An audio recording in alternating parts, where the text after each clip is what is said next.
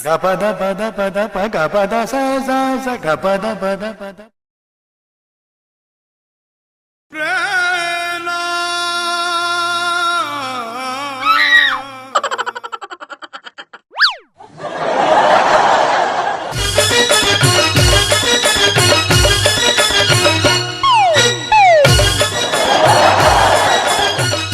आप मतलब हमारी ये नया वीडियो कैसे लगी, एमा हमन कुछ नया करे कोशिश करे हैं। कमेंट करके नीचे बताओ कैसे लगी से, और लाइक करूँ दबा के शेयर करूँ। नया संगवारी मन हमारे चैनल ला सब्सक्राइब करे बिना जन जाओ।